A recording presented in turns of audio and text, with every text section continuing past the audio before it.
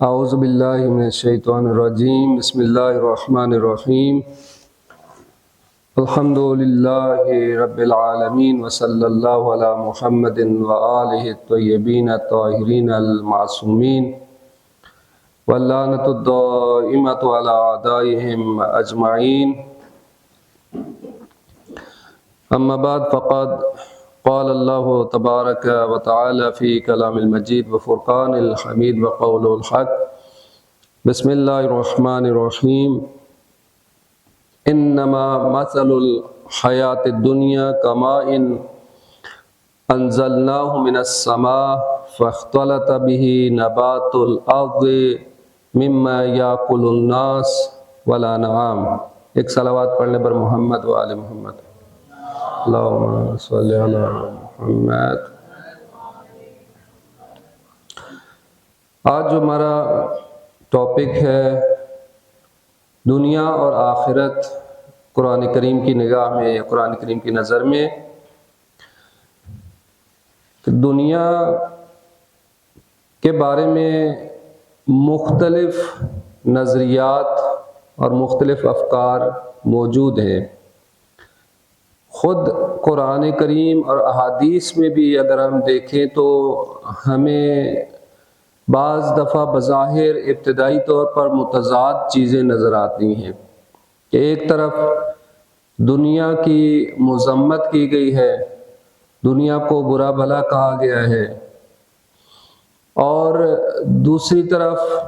دنیا کی اہمیت کو بھی بیان کیا گیا ہے اور دنیا کو ایک بہترین چیز قرار دیا گیا ہے۔ اور اسی وجہ سے مختلف دانشوروں، مختلف افراد، مختلف طبقات کے درمیان دنیا کے بارے میں یہ اختلاف موجود رہا ہے، اور دنیا میں ہم نے کیسی زندگی گزارنی ہے اور دنیا سے کس حد تک استفادہ کرنا ہے یہ موجود رہا ہے۔ اور آخرت اور دنیا کا جو کمپیئر کرتے ہیں اس میں مختلف آراء پائی جاتی ہیں۔ سب سے اہم یہ کہ ہم یہ دیکھنا ہے کہ ہم نے قرآن کی نظر کو دیکھنا ہے، اسلام کی نگاہ کو دیکھنا ہے کہ دنیا اور آخرت کے معاملے میں قرآن اور اسلام کی نگاہ کیا ہے، کیا نظر ہے، اور وہ دنیا کو کس تناظر میں دیکھتا ہے، اور دنیا کو کس حد تک جو ہے وہ کہتا ہے کہ اس سے استفادہ کرو اور کس طرح سے استفادہ کرو۔ اگر ہم توجہ کریں خود لفظ دنیا پہ تو لفظ دنیا جو ہے لغت کے اعتبار سے ادنا سے ہے، ادنا سے اس کی اصل جو ہے وہ دنایت یعنی پستی، بعض نے کہا کہ یہ پستی کے معنی میں ہے، چونکہ دنیا جو ہے وہ آخرت کے مقابلے میں پست ہے، حقیر ہے، اس وجہ سے اس کو دنیا کہا گیا ہے، یعنی پستی کی طرف اشارہ ہے۔ اور بعض کہتے ہیں کہ یہاں پہ دنیا دنو سے ہے، دنو یعنی نزدیک ہونا، قریب ہونا، تو چونکہ دنیا آخرت کی نسبت نزدیک تر ہے، قریب تر ہے انسان کے، اس وجہ سے اس کو دنیا کہا گیا ہے، نزدیکی کے معنی میں۔ بس دونوں طرح سے معنی کیا گیا ہے اور دونوں تعبیرات ممکن ہے، پستی بھی اس سے مراد لی جا سکتی ہے اور دنیا سے نزدیکی بھی مراد لی جاتی ہے، اور قرآن کریم میں تقریباً 115 بار جو ہے یہ دنیا کا لفظ مختلف انداز میں استعمال ہوا ہے۔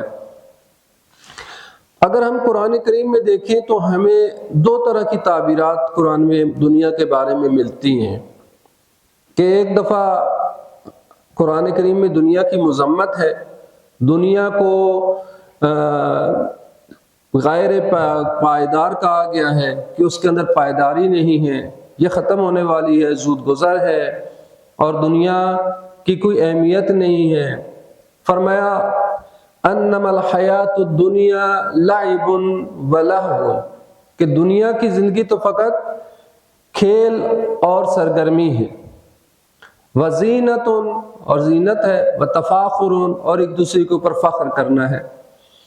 بینکم آپس میں تمہارا فخر کرنا، وتکاثر فی الاموال والاولاد اور اموال اور اولاد میں کثرت حاصل کرنا ہے، یعنی ہر ایک دوسرے سے آگے بڑھنے کی کوشش کرتا ہے، اموال میں بھی اور اولاد میں بھی۔ فرمایا کہ اس کی مثال کمثل غیث، اس کی مثال ایک بارش کی مانند ہے کہ تیز موسلادھار بارش جیسے ہو، اعجب الکفار نباتہ، کہ یہ بارش برستی ہے، اور کفار سے مراد یہاں پہ کافر نہیں ہے، کفار سے مراد یہاں پہ دہقان ہے، کافر سے مراد یہاں پہ دہقان ہے جو کہ دانے کو زمین میں چھپاتا ہے، اس وجہ سے اس کو کافر کا کہتے ہیں، ٹھیک ہے۔ تو یہ مراد یہاں پہ فرمایا کہ اعجب الکفار نباتہ، جو دہقان ہے، کاشتکار ہے، اس بارش کی وجہ سے جو اس سے پودے نکلتے ہیں، پھل نکلتے ہیں، اس سے نباتات اگتی ہیں، وہ انہیں فخر میں مبتلا کر دیتے ہیں کاشتکاروں کو، کہ جب بارش ہوتی ہے اور بارش کی وجہ سے مختلف پودے نکلتے ہیں اور سرسبزہ ہو جاتا ہے۔ پھر اس کے بعد فرمایا کہ یہ جو ہے وہ پانی بہتا ہے، اور یہ پھر یہی جو گھاس ہے یہ اگتی ہے، سب سرسبز ہوتی ہے، پھر خشک ہو جاتی ہے، اور پھر جو ہے وہ راکھ بن جاتی ہے۔ تو فرمایا اسی طرح دنیا کی مثال بھی ہے کہ دنیا کے جب عروج پہ آتی ہے، اس کے اندر زینت آتی ہے، بڑے انسان کو بھلی لگتی ہے، پھر آہستہ آہستہ ایک وقت آتا ہے کہ دنیا ختم ہو جاتی ہے اور انسان ایک مرحلے پہ پہنچ جاتا ہے کہ انسان جو ہے وہ موت کے دہانے پہ کھڑا ہوتا ہے۔ مثال کے ذریعے سے دنیا کی وضاحت کی گئی ہے کہ دنیا پائیدار نہیں ہے، جس طرح سے اس بارش سے گھاس پھوس نکلتے ہیں اور یہ گھاس پھوس ختم ہو گئے، خشک ہو جاتے ہیں، پھر راکھ بن جاتے ہیں، اور اسی طرح سے دنیا بھی فرمایا کہ اسی طرح سے ہے کہ اس کے اندر پائیداری نہیں ہے، ہمیشہ ایک جیسی نہیں ہے، دوام موجود نہیں ہے، مسلسل حالت بدلتی رہتی ہے اور ختم ہو جاتی ہے۔ لیکن دوسری طرف سے ہم دیکھتے ہیں کہ دنیا اور جو اللہ تعالیٰ نے اس کائنات کو خلق کیا ہے اور اس دنیا کو بنایا ہے، اس دنیا کی مختلف چیزوں کی اللہ تعالیٰ نے عظمت کو بیان کیا ہے۔ مثلاً آپ یہ آیت توجہ فرمائیں کہ الم تر ان اللہ خلق السماوات والارض، کیا تم نے نہیں دیکھا کہ اللہ نے آسمانوں اور زمین کو خلق کیا حق کے ساتھ، اور ان یشاء یذہبکم، اگر وہ چاہے تو تم سب کو لے جائے، تم سب کو نابود کر دے، ویات بخلق جدید، اور ایک نئی مخلوق لے آئے، تم سب کو تباہ کر دے، ختم کر دے، ایک نئی مخلوق لے آئے، اللہ کے لیے مشکل نہیں۔ یا قرآن کریم میں مختلف جگہ پہ اللہ تعالیٰ نے قسمیں کھائیں، والشمس والضحیٰ والقمر، یہی مظاہر خلقت جو مادی دنیا ہے، اسی مادی دنیا کی مختلف چیزوں کی قسمیں کھائی ہیں، کہ جو اس چیز کو بیان کیا جا رہا ہے کہ اس کا مطلب یہ ہے کہ یہ جو دنیا اور جو خلقت دنیا ہے یہ بے مقصد نہیں ہے، بے ہدف نہیں ہے۔ بس ایک طرف سے ہم دیکھتے ہیں کہ دنیا کی مذمت بھی موجود ہے، دنیا کو ناپائیدار کہا گیا ہے، اور یہ فرمایا گیا کہ دنیا سے دل نہ لگاؤ۔ دوسری طرف سے آپ دیکھتے ہیں کہ دنیا کی مختلف چیزوں کے اللہ تعالیٰ نے اہمیت بیان کی ہے، کہ جو کچھ اللہ تعالیٰ نے خلق فرمایا ہے یہ حق کے ساتھ خلق فرمایا ہے، اور ان کی قسمیں بھی قرآن کریم میں کہی ہیں، سورج کی قسم کھائی، چاند کی قسم کھائی، مختلف زمینوں کی قسمیں کھائیں۔ یہ اس چیز کی اہمیت کو بیان کرنے کے لیے کہ اللہ تعالیٰ نے جو خلق کیا ہے بے مقصد خلق نہیں کیا ہے، بے ہدف خلق نہیں کیا ہے، بلکہ وہ حکیم ہے اور اس نے حکمت کے تحت جو کچھ خلق کیا ہے، جو کچھ اس کائنات میں زمین میں خلق کیا ہے وہ خاص حکمت کے تحت خلق کیا اور بے مقصد خلق نہیں کیا۔ بس ہم نے دو جہتیں دیکھ لی کہ ایک طرف سے مذمت بھی موجود ہے، ایک طرف سے جو ہے اس کی اہمیت کو بھی بیان کیا گیا ہے، اس اہمیت کو بھی اجاگر کیا گیا۔ جو کچھ اللہ نے خلق فرمایا اس زمین کے اندر، اس دنیا کے اندر، وہ ایک خاص اہمیت کا حامل ہے، ایک خاص مقصد کے لیے خلق کیا گیا ہے، ایک خاص ہدف کے لیے خلق کیا گیا ہے، بے مقصد خلق نہیں کیا گیا۔ حتیٰ اس زمین کا ایک ایک ذرہ فرمایا کہ کوئی بھی چیز اللہ نے بے مقصد خلق نہیں کی، بے ہدف خلق نہیں کی، اس کا خاص مقصد اور خاص ہدف ہے۔ دنیا کے بارے میں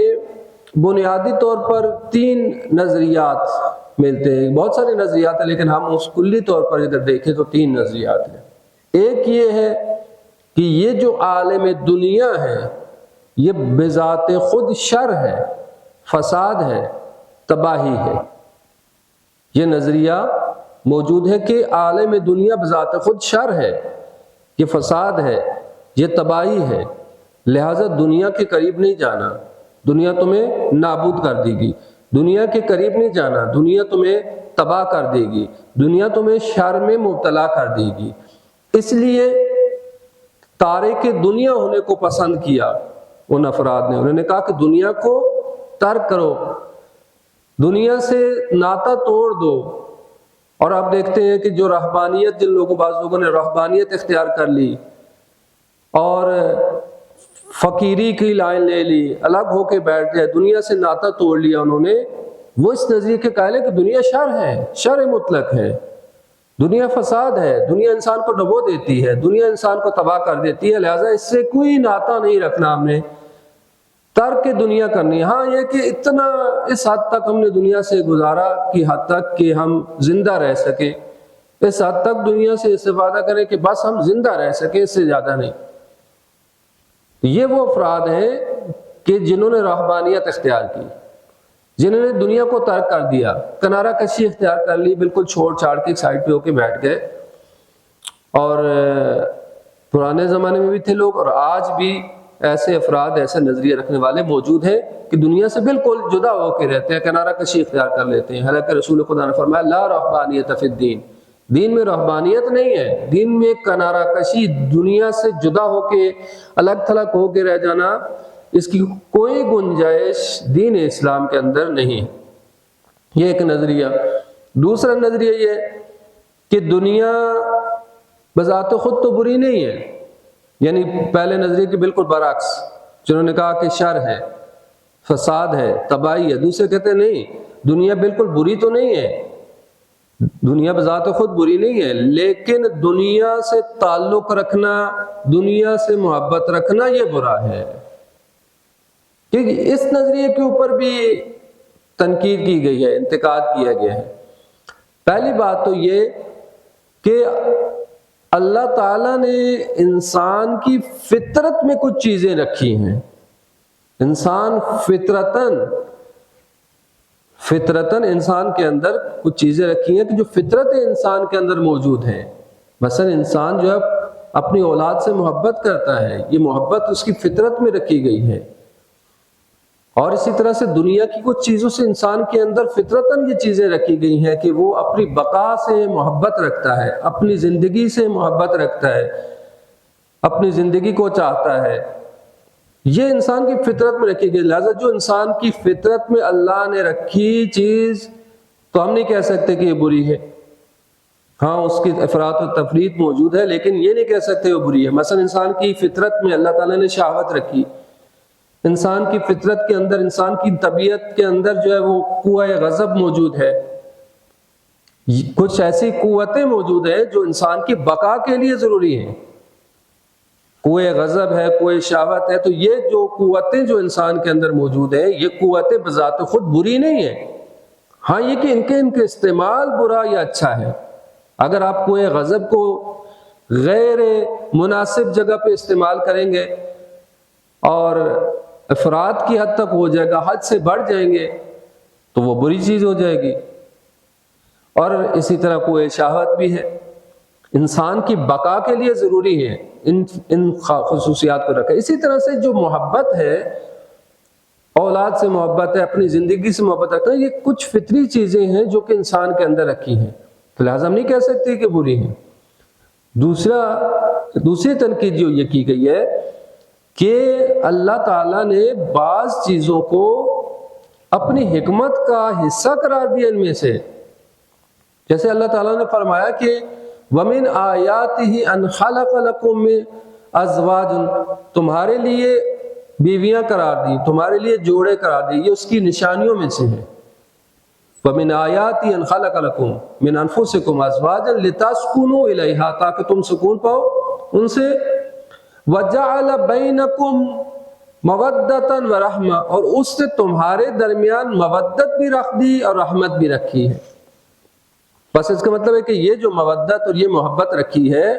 یہ اللہ تعالیٰ نے فطرت میں انسان کے رکھی ہے، تو یہ بری چیز نہیں ہے۔ کیوں؟ اس لیے کہ بقائے نسل کا باعث ہے، اس لیے کہ انسان کی زندگی کے جاری رہنے کا باعث ہے، وگرنہ اگر یہ اللہ تعالیٰ ان کے اندر یہ محبت نہ رکھتا تو یہ ختم ہو جاتی۔ تو پس اس بنیاد پہ یہ جو نظریہ جو کہتا ہے کہ دنیا بذات خود تو بری نہیں ہے، لیکن اس سے محبت رکھنا یا اس سے تعلق رکھنا برا ہے، یہ بھی درست نہیں ہے، یہ بھی درست نہیں ہے۔ چونکہ اسلام نے دنیا سے لا تعلقی کا نہیں کہا، یہ نہیں کہا کہ دنیا سے لا تعلق ہو جاؤ یا اولاد سے محبت نہ کرو یا ازواج سے محبت نہ کرو، چونکہ فطرت میں خود رکھا ہے اور خود قرار فرمایا ہے کہ وَمِنْ آیَاتِهِ أَنْ خَلَقَ لَكُمْ، اور اس کی نشانیوں میں سے کہ اس نے تمہارے لیے ازواج قرار دی، جوڑے قرار دیے، وَجَعَلَ بَيْنَكُمْ مَوَدَّةً وَرَحْمَةً، اور اس نے تمہارے درمیان مودت بھی رکھ دی، رحمت بھی رکھ دی۔ بس جب خود فرمایا ہے تو پھر منع کیسے کر سکتا ہے، کیسے بری ہو سکتی ہے؟ تو یہ نظریہ درست نہیں۔ اب ہم دیکھتے ہیں اسلام کا نظریہ کیا ہے، قرآن کیا کہتا ہے اس بارے میں۔ اگر ہم قرآن کریم کی مختلف آیات کو دیکھیں تو قرآن کریم کی مختلف آیات جو ہے وہ اس چیز کو بیان کرتی ہیں کہ دنیا نہ بری ہے نہ اچھی ہے۔ دنیا اللہ تعالیٰ نے انسان کے لیے خلق کیا، انسان کو ایک خاص حکمت کے تحت جو یہ دنیا اللہ تعالیٰ نے قرار دی، چونکہ وہ حکیم ہے، بے مقصد خلق نہیں کی۔ دنیا کی اور آخرت کی مثال بالکل اسی طرح سے ہے جیسے کہ انسان کا جسم اور روح ہے، جیسے جسم اور روح ہے۔ انسان کا جسم مادی ہے، انسان کی روح معنوی ہے۔ جسم اور روح کے درمیان ارتباط ضروری ہے، یعنی زندگی کے جاری رہنے کے لیے جسم اور روح کے درمیان ارتباط ہوگا تو انسان کی زندگی جاری رہے گی۔ اگر جسم اور روح کے درمیان ارتباط قطع ہو جائے تو یہ زندگی ختم ہو جاتی ہے۔ جسم اور روح کے درمیان ارتباط سے یہ زندگی آگے بڑھتی ہے۔ اسی طرح سے دنیا اور آخرت کو ساتھ رکھنا ہے انسان نے، یعنی دنیا جسم کی مانند، انسان کا جو جسم ہے، اسی طرح آخرت اس روح کی مانند ہے، چونکہ روح جو ہے وہ روحانیت ہے، معنویت کی طرف ہے۔ جس طرح سے جسم اور روح کے اکٹھے ہونے سے زندگی تشکیل پاتی ہے اور زندگی آگے بڑھتی ہے، اسی طرح سے دنیا اور آخرت کو ساتھ رکھنے سے۔ اچھا، اسلام یہ کہتا ہے، قرآن یہ کہتا ہے کہ دنیا کو ترجیح دینا یا دنیا کو آخری ہدف قرار دینا، ہدف نہائی قرار دینا، یہ درست نہیں ہے۔ اگر دنیا کو ہی انسان ہدف قرار دے دے، دنیا کو ہی اپنا اعلیٰ ترین مقصد قرار دے دے تو یہ درست نہیں ہے، یہ انسان کو ڈبو دے گا، یہ انسان کو تباہ کر دے گا۔ وگرنہ دنیا کی سے لا تعلقی کا نہیں کہا گیا، یہ نہیں کہا گیا کہ دنیا سے لا تعلق ہو جاؤ، اولاد سے محبت نہ کرو، دنیا کے امور سے کو نہ پسند کرو یا ان کے پیچھے نہ جاؤ، نہیں، بلکہ ان کو ٹارگٹ قرار نہ دیا جائے، ان کو آخری مقصد اور آخری ہدف قرار نہ دیا جائے۔ یا جس طرح کی ایک بہترین مثال یہ دی گئی ہے دنیا اور آخرت کے حوالے سے کہ دنیا اور ہماری زندگی کی مثال جو ہے وہ ایک کشتی اور پانی کی مانند ہے، کہ بچے بھی ہیں تو مثال جو ہے بچوں کے لیے بھی آسانی ان کے سمجھنے کے لیے ہو جائے گی، کہ جس طرح کی کشتی جو ہے پانی کے اوپر چلتی ہے، جب کسی دریا میں یا سمندر میں کشتی چلتی ہے تو یہ جو پانی کے اوپر کشتی چل رہی ہے، اس وقت تک پانی کے اوپر کشتی جب چل رہی ہے تو بہترین ذریعہ ہے یہ پانی، بہترین ذریعہ ہے پانی اس کشتی کو منزل مقصود تک پہنچانے کے لیے، ہدف تک پہنچانے کے لیے، جہاں تک اس نے پہنچنا ہے اس منزل مقصود تک پہنچانے کے لیے بہترین ذریعہ ہے۔ لیکن یہی پانی اگر کشتی کے اندر آ جائے، کشتی میں سوراخ ہو جائے، یہ پانی کشتی کے اندر آ جائے تو یہی پانی جو کہ بہترین ذریعہ تھا وہ پانی اسے ڈبو دیتا ہے، اس کو غرق کر دیتا ہے۔ یہاں پہ بالکل بہترین مثال ہے کہ یہ کشتی یعنی ہماری زندگی اور یہ پانی یہ دنیا، کمال ہے دنیا، یہ جو دنیا ہے۔ اب یہ دنیا اگر آپ اس کو وسیلے کے طور پر، ابزار کے طور پر استعمال کر رہے ہیں اپنے آخری ہدف تک پہنچنے کے لیے، ایک منزل مقصود تک پہنچنے کے لیے، تو یہ بہترین ذریعہ ہے۔ لیکن اگر یہ دنیا ہمارے دل میں آ جاتی ہے تو ہمیں غرق کر دے گی، ہمیں ڈبو دے گی۔ یعنی دنیا ہمارا ٹارگٹ اگر بن جاتا ہے، دنیا ہمارا ہدف اگر بن جاتا ہے، دنیا ہمارا مقصد بن جاتا ہے، اور دنیا میں اگر ہم غرق ہو جاتے ہیں تو دنیا میں غرق ہونے کی وجہ سے انسان خسارے میں ہو جائے گا۔ قرآن نے کیا بیان فرمایا؟ قرآن کریم نے بیان فرمایا کہ یا ایھا الذین آمنو، اے لوگوں جو ایمان لائے ہو، لا تلہکم اموالکم ولا اولادکم عن ذکر اللہ، کہ اے لوگوں جو ایمان لائے، تمہارے اموال اور تمہاری اولاد تمہیں اللہ کے ذکر سے غافل نہ کر دے۔ یعنی دنیا میں رہتے ہوئے ایسا نہ ہو کہ دنیا کی وجہ سے، یعنی تم اپنے اموال کی وجہ سے، اپنی اولاد کی وجہ سے اللہ کو بھول جاؤ، آخرت کو بھول جاؤ، ایسا نہ ہو۔ فرمایا کہ وَمَن يَفْعَلْ ذَلِكَ، اور جو ایسا کرے گا، یعنی اپنے مال کی وجہ سے، اپنی اولاد کی وجہ سے، یعنی دنیا کی خاطر اللہ کو بھول جائے گا، فَأُولَٰئِكَ هُمُ الْخَاسِرُونَ، بس وہی لوگ خسارہ اٹھانے والے ہیں۔ تو بس یہ دنیا کے بارے میں نظریہ۔ اب ہم دیکھتے ہیں قرآن کریم میں دو طرح کی آیات ہیں، ضمناً میں نے اشارہ کر دیا، دو طرح کی، دو کیٹیگری کی آیات قرآن کریم میں دنیا کے بارے میں ہے۔ وہ آیات جو اس جہان کی تبدیلی اور ناپائیداری کو بیان کرتے ہیں، کہ جن کی طرف میں نے شروع میں اشارہ کیا، کہ جس میں اللہ تعالیٰ نے یہ بیان فرمایا کہ وَاعْلَمُوا أَنَّمَا الْحَيَاةُ الدُّنْيَا لَعِبٌ وَلَهْوٌ، اور یہ جان لو کہ دنیا جو ہے وہ کھیل اور سرگرمی ہے، فقط کھیل اور سرگرمی ہے، وَزِینَةٌ وَتَفَاخُرٌ، اور زینت اور فخر فروشی ہے، اور مال اور اولاد میں کثرت کا باعث ہے، یعنی ایک دوسرے کے اوپر مال اور اولاد کی کثرت کو جتلانا ہے۔ فرمایا کمثل غیث، اس بارش کی مانند ہے کہ اعجب الکفار، جو کہ دہقان کو، جو کہ کاشتکار کو عجب میں مبتلا کر دیتا ہے، کہ جب وہ دیکھتا ہے نباتہ، اس بارش کی وجہ سے سبزہ اگتا ہے، پھل لگتے ہیں، کھیتی لگتی ہے، تو وہ بڑا خوشحال ہو جاتا ہے۔ ثم، یہی جو پھر یہ جب اچھی طرح سے یہ پھل نکل آتے ہیں، پھول نکل آتے ہیں، سبزیاں نکل آتی ہیں، اس کی کھیتی لہلہانے لگتی ہے، فَتَرَاهُ مُصْفَرًّا، تو تھوڑی عرصے کے بعد کیا ہوتا ہے، دیکھتا ہے کہ اس کو وہ زردی میں بدل جاتی ہے، زرد ہو جاتی ہے۔ آپ دیکھیں جو کھیتی ہوتی، مثلا کسی طرح کی کوئی فصل ہوتی ہے، گندم ہے یا جو بھی فصلیں لگاتے ہیں کسان، ایک وقت آتا ہے کہ یہ آہستہ آہستہ زرد پڑ جاتی ہیں، پھر آہستہ آہستہ خشک ہو جاتی ہیں۔ تو قرآن نے بیان کیا کہ پہلے وہ لہلہاتے ہوئے کھیت بڑے بھلے لگتے ہیں، پھر آہستہ آہستہ وہ خشک ہو جاتے ہیں۔ ثم یکون حطاما، پھر وہ کیا بن جاتے ہیں، راکھ بن جاتے ہیں۔ وفی الآخرۃ عذاب شدید ومغفرۃ من اللہ ورضوان، فرمایا یہ دنیا کی مثال ہے۔ دنیا کی مثال بھی بالکل اسی طرح سے ہے کہ دنیا میں انسان آتا ہے، آہستہ آہستہ جوانی کی طرف جاتا ہے، اور پھر جو ہے وہ انسان جو ہے وہ مضبوط ہو جاتا ہے، اس کو مال ملتا ہے، نعمتیں ملتی ہیں، تو اترانے لگتا ہے، لیکن آہستہ آہستہ بڑھاپے کی طرف جاتا ہے، پھر ختم ہو جاتا ہے۔ لیکن اس کو بچتا کیا ہے اس کے لیے؟ فرمایا کہ دو چیزیں، یا تو پھر آخرت میں اس کے لیے عذاب شدید ہے، یا مغفرت اور رضوان ہے، دو ہی چیزیں بچتی ہیں اس کے لیے، اس کے عمل کے حساب سے۔ وَمَا الْحَيَاةُ الدُّنْيَا إِلَّا مَتَاعُ الْغُرُورِ،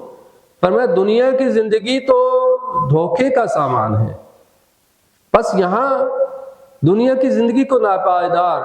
دنیا کی زندگی کو دھوکہ دینے والی، دنیا کی زندگی فریب دینے والی قرار دیا ہے۔ دوسری طرف سے ایک گروہ آیات کا جو یہ کہتا ہے کہ وہ آیات جو دنیا سے دل لگانے اور آخرت پر دنیا کو ترجیح دینے اور دنیا پر ہی قانے ہونے کی مذمت کرتی ہیں۔ بہت ساری آیات ہیں قرآن کریم میں، اگر آپ نگاہ دوڑائیں تو بہت زیادہ آیات ہیں جو اس بات کو بیان کرتی ہیں۔ فرمایا تُرِيدُونَ عَرَضَ الدُّنْيَا وَاللَّهُ يُرِيدُ الْآخِرَةَ، تم دنیا کی زندگی کے در پہ ہو، دنیا کی زندگی کو چاہتے ہو، جبکہ اللہ آخرت کو چاہتا ہے۔ یا فرمایا کہ أولئك الذين اشتروا الحياة الدنيا یہ وہ لوگ ہیں جنہوں نے دنیا کی زندگی کو خرید لیا، اور وَلَا يُخَفَّفُ عَنْهُمُ الْعَذَابُ وَلَا هُمْ يُنصَرُونَ، ان سے عذاب بھی کم نہیں ہوگا اور ان کی کوئی مدد نہیں کی جائے گی۔ اسی طرح فرمایا کہ اَرَضِیتُم بِالْحَیَاةِ الدُّنْیَا، کیا تم دنیا کی زندگی پر راضی ہو گئے ہو؟ دنیا کی زندگی پر راضی، آخرت کے بدلے میں فقط دنیا کی زندگی کو چاہتے ہو، دنیا کی زندگی پہ راضی ہو گئے ہو۔ فما متاع الحیات الدنیا فی الآخرۃ الا قلیل، پس آخرت میں دنیا کی زندگی کا جو سرمایہ ہے انتہائی قلیل ہے، یعنی دنیا آخرت کے مقابلے میں دنیا کی جو زندگی کا جو کچھ بھی سرمایہ چاہے جتنا مال و متاع ہو وہ آخرت کے مقابلے میں انتہائی قلیل ہے، کیونکہ دنیا اور جو دنیا و ما فیہا آخرت کے مقابلے میں ہی چاہیے، یعنی کچھ بھی نہیں ہے، بالکل قلیل ہے۔ اور دنیا میں آپ جتنی بھی زندگی ہم انسان گزار لے تب بھی آخرت کے مقابلے میں قلیل ہے۔ آج 11واں پارہ ہم نے پڑھا سورہ یونس میں، وہاں پہ بیان کیا کہ جب آخرت میں جب لوگ جائیں گے، قیامت میں جائیں گے تو وہاں پہ ان سے پوچھا جائے گا کہ دنیا میں کتنا رہے، کتنا عرصہ رہے، تو وہ کہیں گے شاید بعض دن اور یا بعض دن کا کچھ حصہ رہے، یومن او بعض یوم، یا ایک دن یا دن کا کچھ حصہ ہم اس دنیا میں رہے، چونکہ آخرت کی جب اس دائمی زندگی کو، ہمیشگی زندگی کو دیکھیں گے تو دنیا کی زندگی ان کو انتہائی قلیل محسوس ہوگی۔ تو فرمایا کہ متاع دنیا نہیں ہے مگر الا قلیل، تھوڑا سا ہے، دنیا کی زندگی بہت مختصر ہے۔ پھر فرمایا الذین یستحبون الحیاۃ الدنیا، جو دنیا کی زندگی کو پسند کرتے ہیں، آخرت کے اوپر دنیا کی زندگی کو ترجیح دیتے ہیں، اولئک فی ضلال بعید، وہ دور کی گمراہی میں، یعنی ترجیح دینا، دنیا کی زندگی کو ترجیح دینا آخرت کے اوپر، یہ درست نہیں۔ یا پھر فرمایا کہ فَأَعْرِضْ عَمَّنْ تَوَلَّ عَنْ ذِكْرِنَا، فرمایا کہ پس آپ اعراض کریں، منہ موڑے اس سے کہ جو ہمارے ذکر سے منہ موڑتا ہے، روگردانی کرتا ہے۔ وَلَمْ يُرِدْ إِلَّا الْحَيَاةَ الدُّنْيَا، اور وہ ارادہ نہیں رکھتا مگر دنیا کی زندگی کا۔ اب قرآن یہ بیان فرماتا ہے کہ جو فقط دنیا کی زندگی کو چاہتا ہو، من اراد دنیا، جو دنیا کی زندگی فقط چاہتا ہے، تو نوتیہ منہا، ہم اس دنیا کی زندگی میں سے اسے کچھ دے دیں گے، اس کو مال و اسباب کچھ دنیا میں سے دے دیں گے، لیکن وما لہ فی الآخرۃ من خلاق، آخرت میں اس کا کوئی حصہ نہیں ہوگا۔ یعنی جو فقط دنیا کی زندگی کے در پہ ہے کہ مجھے دنیا ہی چاہیے، جو یہ نظریہ رکھتے ہیں کہ ما ہی الا حیاتنا الدنیا، ہمارے لیے نہیں مگر یہی دنیا کی زندگی، نموت و نحیا، ہم نے اسی دنیا کی زندگی میں مرنا ہے، اسی میں زندہ رہنا ہے، یعنی دنیا ہی کی زندگی سب کچھ سمجھتے ہیں، تو اور دنیا کی زندگی کے در پہ ہے، تو فرمایا کہ ہم انہیں دنیا کی زندگی میں سے کچھ دے دیں گے، دنیا میں سے کچھ دے دیں گے، وما لہ فی الآخرۃ من خلاق، لیکن آخرت میں ان کا کوئی حصہ نہیں ہوگا۔ لیکن جو آخرت کا چاہتا ہے، فرمایا کہ من اراد الآخرہ، جو آخرت کو چاہتا ہے تو ہم اسے دنیا میں سے بھی دیں گے اور آخرت میں سے بھی دیں گے، یعنی کیونکہ ایک بہترین چیز کا جب اس نے انتخاب کیا تو اس سے جو نچلے چیز تھی، حقیر چیز تھی، وہ آٹومیٹکلی اس کے پاس آ جائے گی۔ ٹھیک ہے، مثال کے طور پر آپ سے کہا گیا کہ آپ 2 رقم میں سے ایک رقم کا انتخاب کریں، فرض کیا کہ 90 یا 100 میں سے، آپ کہتے ہیں میں 90 کا انتخاب کرتا ہوں، جب 90 لیے تو 100 تو نہیں آئیں گے آپ کے پاس۔ اگر آپ 100 کا انتخاب کریں تو 90 آٹومیٹکلی آ جائے گا آپ کے پاس۔ یعنی جو فرمایا جو آخرت کا انتخاب کرتا ہے تو دنیا میں سے تو ہم اسے دیں گے، وہ آٹومیٹکلی اس کے پاس آئے گی، لیکن آخرت بھی ملے گی اس کو۔ لیکن جو فقط دنیا کا انتخاب کرے گا تو دنیا میں سے کچھ اسے دے دیں گے لیکن آخرت میں سے کچھ نہیں ملے گا۔ یہ اللہ تعالیٰ نے فارمولہ دیا ہمیں۔ پھر فرمایا کہ دنیا اور آخرت کا رابطہ کیا ہے، کیسے ہم اس کو مینیج کریں، کیسے جو ہے وہ ہمیں اعتدال پہ لے کے آئیں، دنیا اور آخرت کے معاملے میں جو ہے وہ رابطہ اس کا کیا ہے۔ بعض لوگ یہ نظریہ رکھتے ہیں، بعض یہ خیال رکھتے ہیں کہ نظام آخرت بھی نظام دنیا کی طرح ہے، مثلا جو دنیا میں امیر ہے، مالدار ہے، آخرت میں بھی وہ مالدار ہوگا، امیر ہوگا۔ اور جو دنیا میں فقیر ہے، نادار ہے، آخرت میں بھی نادار ہوگا، فقیر ہوگا۔ بعض یہ اس طرح کا نظریہ رکھتے ہیں، اس طرح کی سوچ رکھتے ہیں۔ قرآن کریم نے ان چیزوں کو بیان کیا ہے۔ دو باغ والوں کی مثال دی ہے کہ دو بھائی تھے جن میں سے ایک کا باغ تھا، بڑے نہریں اس کے اندر بہتی تھیں، بڑے خوبصورت اس کے اندر درخت تھے، پھلدار درخت تھے، اور نعمتوں کی فراوانی تھی اس کی۔ فرمایا کہ جب وہ دونوں بھائی باغ میں داخل ہوئے تو اس نے یہ نہیں کہا کہ ماشاءاللہ یا اللہ کا شکر ادا نہیں کیا، اور کہنے لگا کہ اترانے لگا، کہنے لگا اپنے دوسرے بھائی سے کہ میرے پاس تو اتنا بڑا باغ ہے، میرے پاس مال ہے، جائیداد ہے، اموال ہے، تیرے پاس تو کچھ بھی نہیں ہے، اور میرا یہ نظریہ یہ ہے کہ یہ ہمیشہ رہے گا، اور اگر فرض کیا ختم بھی ہو گیا تو اللہ آخرت میں مجھے اس جیسا اور دے دے گا۔ یعنی یہ نظریہ کہ دنیا میں اگر میرے پاس مال ہے تو آخرت میں بھی مجھے مال ملے گا، دنیا میں اگر میں امیر ہوں تو آخرت میں بھی اسی طرح سے، اگر دنیا میں رفاہ کی زندگی گزار رہا ہوں تو آخرت میں بھی مجھے بھی ملے گی۔ یہ کنسیپٹ موجود ہے کہ جو دنیا میں امیر ہے آخرت میں بھی امیر ہوگا، جو دنیا میں فقیر ہے آخرت میں بھی فقیر ہوگا۔ کچھ لوگ یہ نظریہ رکھتے ہیں، لیکن یقیناً یہ درست نہیں ہے۔ دوسرا نظریہ، بعض کہتے ہیں کہ دنیا میں ہر خوشی آخرت میں ناخوشی کا باعث ہے۔ کچھ لوگ یہ کہتے ہیں کہ اگر آپ کو دنیا میں کوئی مزہ، کوئی لطف لیا، کوئی خوشی لی، تو یہ دنیا میں جتنا عرصہ آپ خوش رہے، جتنے لمحات آپ خوش رہیں، اتنے ہی آپ کو غم کاٹنا پڑے گا آخرت میں۔ بعض اس طرح کے لوگ نظریہ بھی رکھتے ہیں۔ اور دنیا کی ہر محرومی آخرت میں سعادت کا باعث ہوگی۔ دنیا میں جہاں جہاں آپ محروم رہے، کسی چیز سے محروم رہے، کوئی مصیبت آپ نے کاٹی ہے، کوئی مشکل کاٹی ہے، آخرت میں اس کے مقابلے میں آپ کو آسائش مل جائے گی، سعادت مل جائے گی۔ یہ ایک دوسرا نظریہ ہے۔ طبعاً یہ دونوں نظریے درست نہیں ہیں۔ کیوں؟ اس لیے کہ دنیا یا دنیا کی نعمتیں یا آسائشیں جو اللہ تعالیٰ کی طرف سے کسی کو نعمتیں دی گئی ہیں یا کہیں پہ لی گئی ہیں، یہ دونوں لینا یا دینا، یہ دونوں آزمائش ہے۔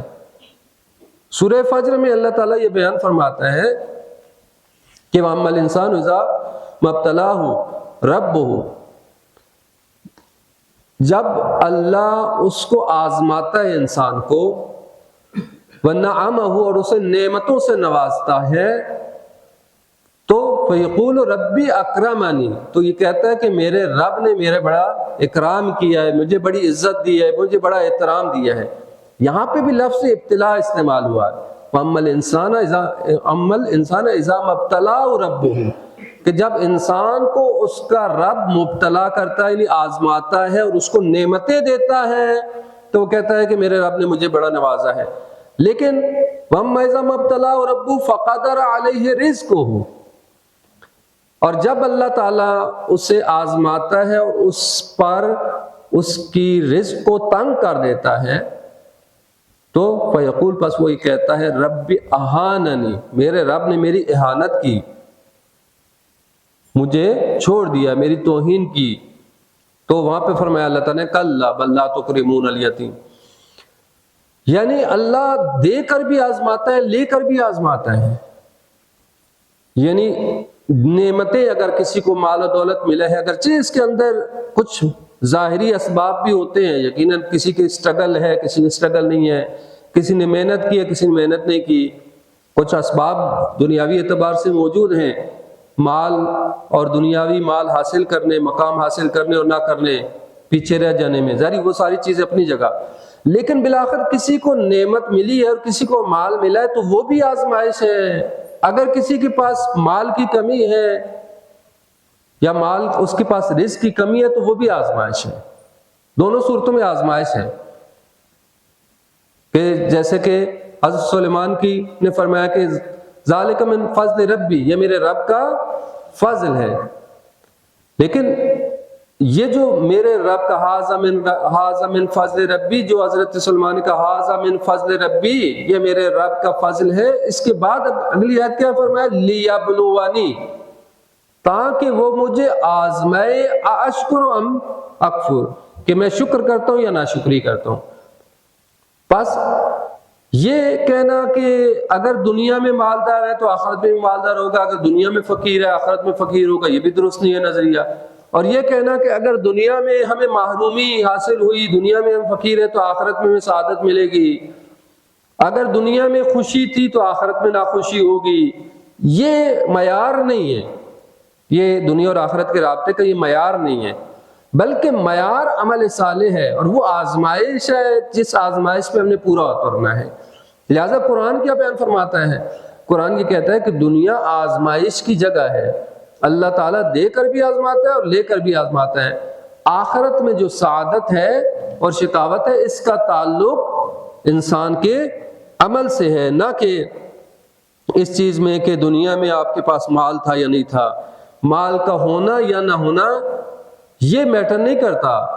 بلکہ یہ میٹر کرتا ہے کہ آپ کے پاس اگر مال تھا تو اس کو کیسے خرچ کیا، آپ اس کے تقاضوں کو پورا کیا نہیں کیا، اور اگر مال نہیں تھا تو تب کیسے عمل کیا، صبر کیا یا نہیں کیا آپ نے۔ یعنی دونوں صورتوں میں انسان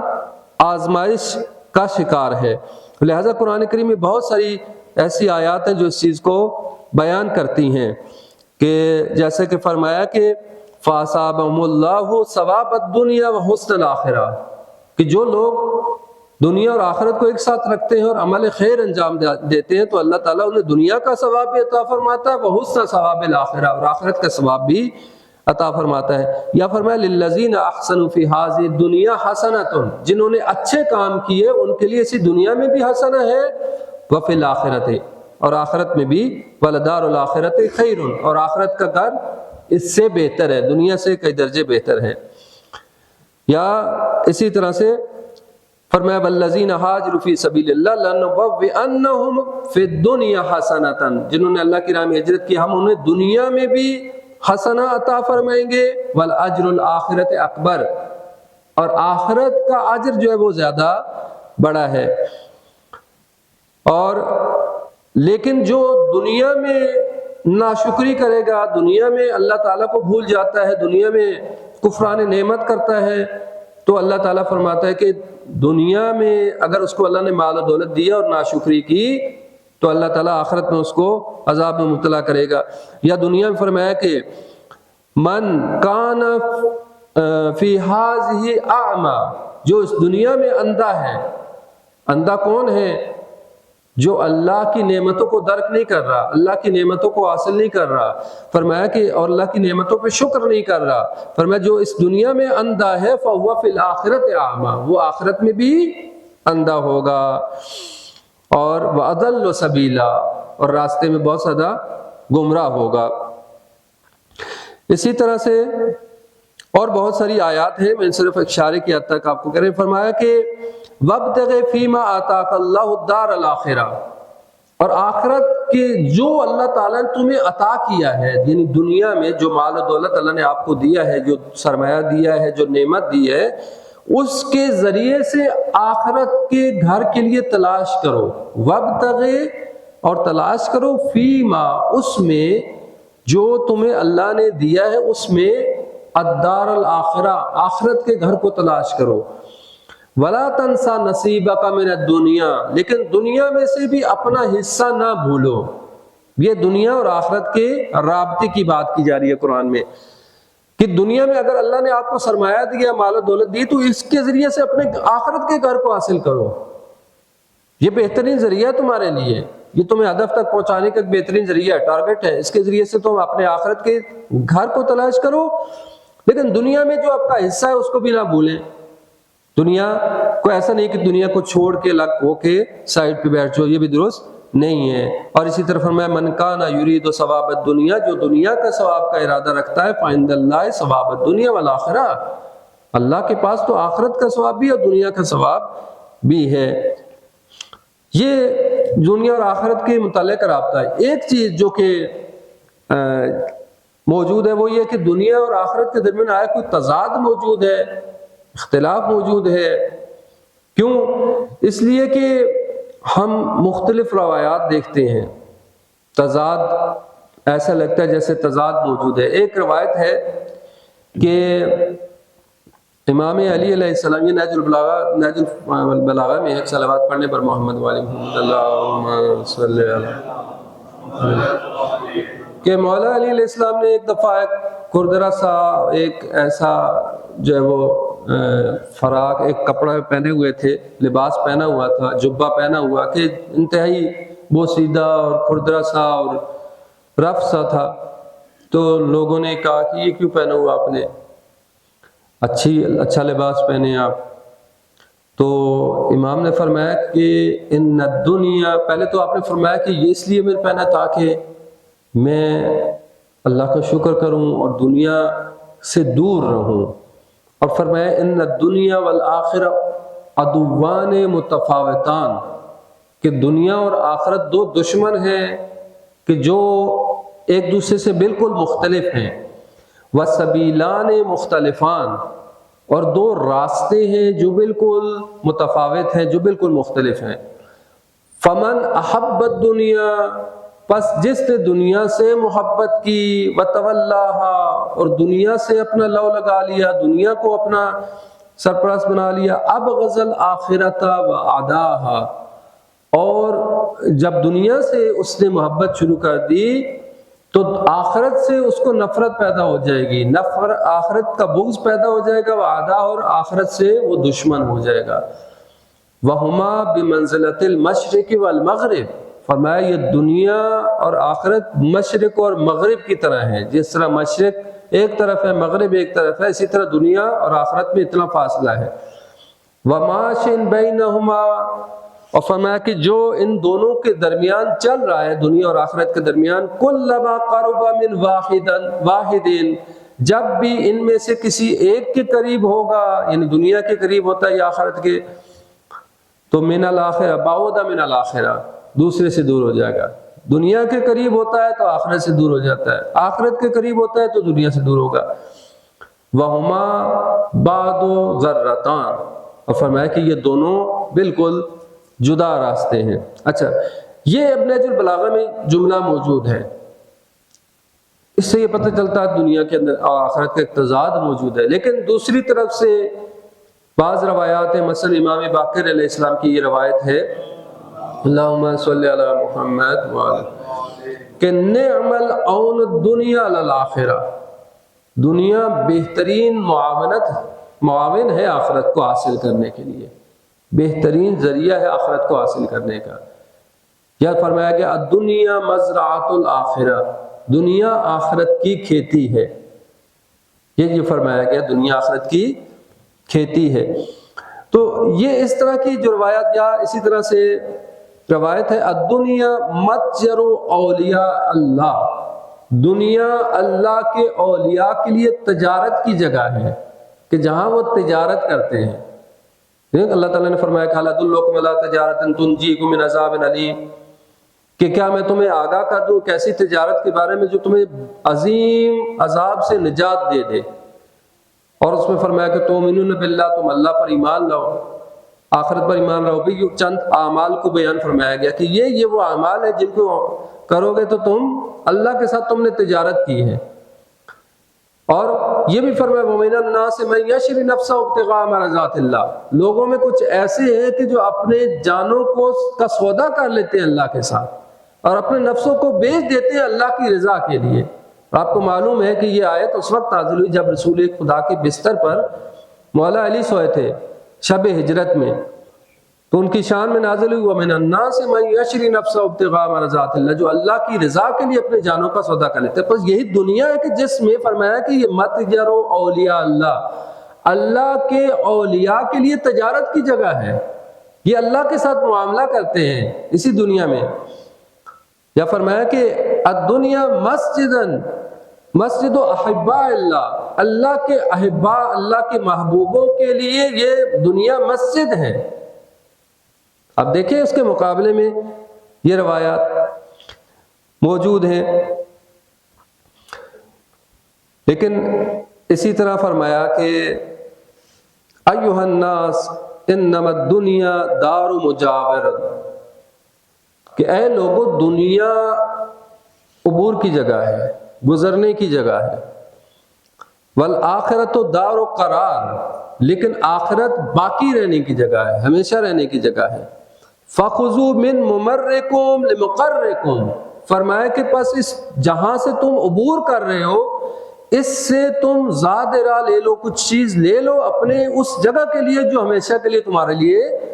ٹھکانہ ہے۔ اور اسی طرح حضرت مسیح سے نقل کیا گیا ہے، فرمایا کہ انما الدنیا قنطرۃ، کہ دنیا ایک پل ہے کہ جس سے تم نے عبور کرنا ہے، فابروہا، اس سے عبور کرو، نہ کہ اس کے اندر تم آ کے ٹھہر جاؤ اور بس وہاں پہ جو ہے ٹھکانہ لے لو۔ تو یہ متضاد جو مختلف روایات ہیں یہ جو بیان کر رہی ہیں اسی چیز کو بیان کر رہی ہیں۔ اگر ہم ان کو جمع کریں تو یہ نظریہ موجود ہے کہ اسلام اور قرآن کی نظر میں دنیا اور آخرت کے درمیان جمع کرنا ممکن ہے جب فقط دنیا وسیلہ ہو، نہ کہ اعلیٰ ترین ہدف کو فقط وسیلے کے طور پر لے، الدنیا مزرعۃ الآخرہ کے طور پر، یا دنیا جو ہے وہ متجر اولیاء اللہ، دنیا اولیاء اللہ کی تجارت کی جگہ ہے۔ یہ اس چیز کو بیان کر رہے ہیں کہ دنیا کو ہم نے وسیلے کے طور پر لینا ہے، ابزار کے طور پر لینا ہے، انسٹرومنٹ کے طور پر لینا ہے، دنیا کو ہدف اور ٹارگٹ کے طور پر نہیں لینا۔ اگر دنیا کو ہم نے ہدف اور ٹارگٹ نہیں بنایا، مقصد نہیں بنایا، اعلیٰ ترین ہدف نہیں بنایا، فقط ہم اپنے اس اعلیٰ ترین ہدف بندگی کو حاصل کرنے کے لیے اس کو زینہ قرار دے رہے ہیں کہ ان زینوں سے، ان پلر سے، ان سے ذریعے سے ہم نے اس مقام تک پہنچنا ہے، تو پھر تو دنیا بہترین چیز ہے، ٹھیک ہے۔ وگرنہ فرمایا کہ ما جعل اللہ لرجل من قلبین فی جوفہ، اللہ نے کسی انسان کے دل میں، انسان کے بدن میں دو دل نہیں رکھے، یعنی دو دل نہیں رکھے، یعنی کیا مراد؟ یعنی یہ نہیں ہو سکتا کہ دنیا کی محبت بھی ہو اور آخرت کی محبت بھی ہو، دنیا کو بھی چاہے آخرت کو بھی چاہے، نہیں، دنیا کی محبت یا دنیا کو ہم نے آخرت پر ترجیح نہیں دینا، بل فرمایا بل تؤثرون الحیات دنیا، بلکہ تم دنیا کی زندگی کو ترجیح دیتے ہو، والآخرۃ خیر وابقیٰ، آخرت بہترین بھی ہے، پائیدار بھی ہے۔ دنیا زود گذر ہے، دنیا ختم ہونے والی ہے، دنیا ناپائیدار ہے، لہٰذا اس مختصر سی زندگی سے تم نے اپنی آخرت کو حاصل کرنا ہے۔ بس دنیا کا جو مقصد ہے، اب دنیا میں کتنا پیسہ کمائیں، جتنا مرضی کمائیں، کتنا مال و دولت، کتنا ہمارے بینک بیلنس ہو، جتنا مرضی ہو، لیکن یہ جتنا بھی مرضی ہو، لیکن ہمیں آخرت سے یا اپنے ہماری آخری ٹارگٹ جو ہے، ہمارا جو ہدف زندگی ہے، اس سے دور نہ کرے۔ اگر دنیا ہمیں اغوا نہ کرے، دنیا اگر ہمیں اپنے ٹارگٹ سے نہ ہٹائے تو دنیا بری چیز نہیں ہے، لیکن اگر دنیا ہمیں اپنے ہدف سے ہٹا دیتی ہے، اللہ کے ذکر سے دور کر دیتی ہے، آخرت سے دور کر دیتی ہے، دنیا ہمیں غرق کر دیتی ہے، ڈبو دیتی ہے، تو دنیا بہت بری چیز ہے، دنیا انسان کو تباہی کی طرف لے کے جا سکتی ہے۔ کہ فرمایا گیا ام الانسان، کہ یہ جو انسان ہے کہ جب وہ ان یطغی، طغیان کرتا ہے، کہ جب وہ اپنے آپ کو بے نیاز پاتا ہے تو وہ کیا کرتا ہے؟ طغیان کرتا ہے۔ جب دنیا کے اندر غرق ہو جاتا ہے تو وہ طغیان کرتا ہے، سرکشی کرتا ہے، خدا کے مقابلے میں کھڑا ہو جاتا ہے۔ تو پس خلاصہ کلام یہ ہوا کہ دنیا بذات خود نہ بری ہے نہ اچھی، دنیا ایک ابزار ہے، دنیا ایک آلہ ہے۔ دنیا کو اللہ تعالیٰ نے اس لیے قرار دیا گیا ہے کہ تاکہ اس کے اندر ہم رشد کریں، کمال کی طرف جائیں۔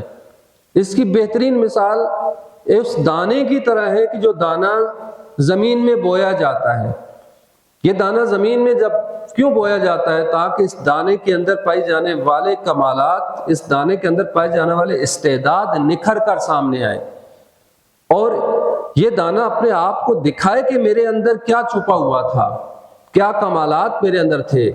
اور پھر اس کے اندر سے پھل نکلتے ہیں، درخت نکلتے ہیں، پھول نکلتے ہیں۔ یہ دانہ اپنے آپ کو دکھاتا ہے کہ بظاہر میں چھوٹا سا دانہ تھا، لیکن جب مجھے زمین کے اندر دفن کیا گیا اور میں نے سٹرگل کی، اور سٹرگل کر کے جب میں باہر نکلا تو پھر میں نے دنیا کو دکھایا کہ یہ دیکھو میرے اندر یہ پھل تھے، میرے اندر یہ پھول تھے، میرے اندر یہ بڑے درخت چھپا ہوا تھا۔ انسان کو دنیا میں اس لیے بھیجا گیا ہے کہ انسان اس دانے کی طرح سے اپنے آپ کو ثابت کرے، سٹرگل کرے، اپنے اندر پائی جانے والی استعداد، جو چھپی ہوئی صلاحیتیں، ان کو اجاگر کرے اس اعلیٰ ہدف کی خاطر، اس اعلیٰ مشن کی خاطر کہ جس کے لیے اسے پیدا کیا گیا ہے۔ ما خلقت الجن والانس الا لیعبدون، کہ انسانوں اور جنوں کو ہم نے خلق کیا کس لیے؟ لیعبدون، بندگی کے لیے۔ یعنی انسان دنیا میں اس لیے بھیجا گیا تاکہ یہاں پختہ ہو، اپنے آپ کو نکھارے، اپنی صلاحیتوں کو نکھارے اور بندگی کی راہ پہ جائے۔ دنیا کی جتنی بھی مال و دولت ہے یا دنیا کی جو بھی آلات ہیں ان سے استفادہ کرے، ان کو وسیلے کے طور پر استعمال کرے اپنی بندگی الہی کو حاصل کرنے کے لیے، اس مشن کی خاطر، اس طرف جانے کے لیے، اس ٹارگٹ تک پہنچنے کے لیے ہے۔ تو پس جس قدر اگر ہم ٹارگٹ کے دور نزدیک ہو رہے ہیں، اس سمت میں جا رہے ہیں،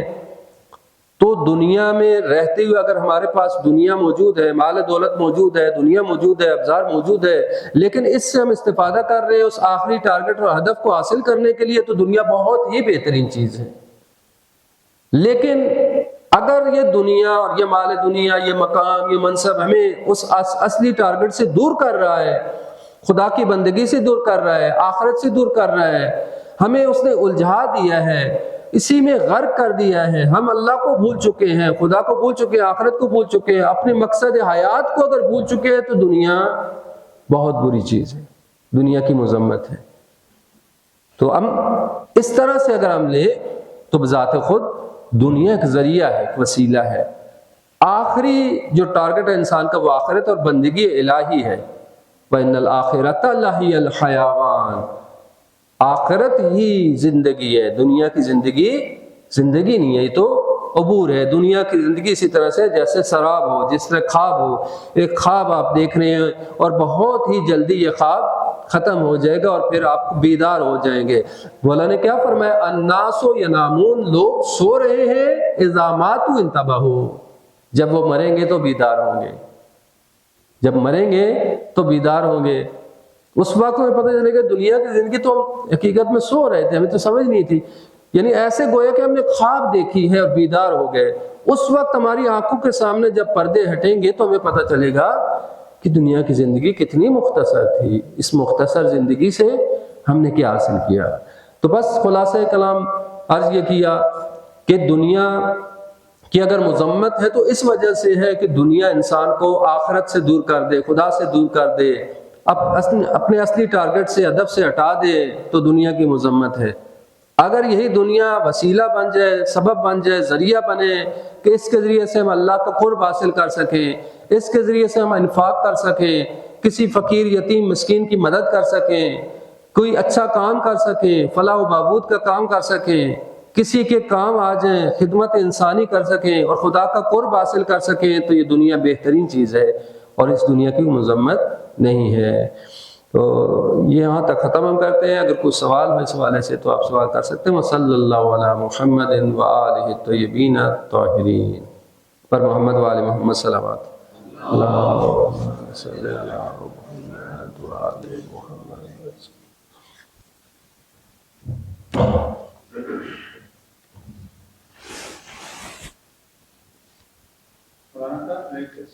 جی جی، یہ ہم نے بات کی اس میں کہ اللہ کا جو ذکر ہے وہ ہمیں کرنا چاہیے۔ تو ذکر سے کیا مراد؟ کیا ذکر سے مراد یہ ہے کہ اللہ اللہ کرتے رہیں تو اس کے نام کی تسبیح کرتے رہیں، تو یہ ہے یا یعنی اس کی ایسنس کیا ہے؟ بہت خوب، ماشاءاللہ، بہت اچھا سوال کیا آپ نے۔ دیکھیں اللہ تعالیٰ جب ہم کہتے ہیں تو ذکر سے مراد فقط زبانی ذکر نہیں ہے، ٹھیک ہے؟ ذکر کی کئی قسمیں ہیں۔ ایک ذکر لفظی ہے کہ جن زبان سے ادا کرتے ہیں، جس کو ذکر زبانی کہتے ہیں۔ ایک ذکر قلبی ہے، یعنی دل سے ذکر کرنا، اور ایک دفعہ ذکر عملی ہے، یعنی اپنے اعمال، اعضاء و جوارح سے ذکر کرنا۔ یعنی ذکر کے مختلف درجات ہیں اور ذکر کے مختلف مراحل ہیں۔ ذکر در حقیقت ہے کیا؟ ذکر یعنی تذکر، ذکر یعنی یادآوری۔ ذکر سے مراد یہ ہے کہ میں اس چیز کو ذہن میں رکھے ہوئے ہوں اور اپنے ہدف اور مقصد کو ذہن میں رکھے ہوں کہ میں اللہ کا بندہ ہوں، اللہ کی بندگی یعنی یہ ذہن میں رکھنا کہ میں اللہ کا بندہ ہوں، میرا اختیار میرے اوپر نہیں ہے، میرا اختیار اس میرے رب کا اختیار ہے میرے اوپر، میں اپنے اوپر اپنا اختیار نہیں رکھتا، اس کی مرضی کے بغیر میں نے کچھ نہیں کرنا۔ یہ ذکر ہے، اس کو ذکر کہتے ہیں ذکر قلبی، یعنی آپ ہمیشہ دل سے متوجہ رہیں کہ میں کس کا بندہ ہوں اور میں نے کیا کرنا ہے، جو اس اپنے رب کے حکم کے بغیر میں نے کچھ نہیں کرنا، تو یہ ذکر ہے۔ جہاں پہ ہم اللہ کے حکم کی مخالفت کر رہے ہیں، یعنی ہم نے خدا کو بلا دیا ہے، وہاں ذکر سے ہٹ گئے ہیں۔ لیکن جہاں جہاں ہمیں یاد ہے کہ ہم اللہ کے بندے ہیں، ہم نے اسی کے حکم کے مطابق چلنا ہے، تو وہاں پہ اس کا مطلب ہے ہم ذکر کے مرحلے میں ہیں۔ ضروری نہیں ہے کہ زبان سے ہی ادا ہو رہا ہو، ٹھیک ہے، ممکن ہے دل سے ادا ہو اور ممکن ہے عمل سے ادا ہو، بس ذکر در حقیقت یہ ہے کہ ہم نے اللہ کو ہر مرحلے میں یاد رکھنا ہے، اپنے ہدف زندگی کو یاد رکھنا ہے کہ ہم اللہ کے بندے ہیں اور اس کی بندگی کے مطابق ہم نے عمل کرنا ہے، یہ ذکر ہو جائے گا۔ جی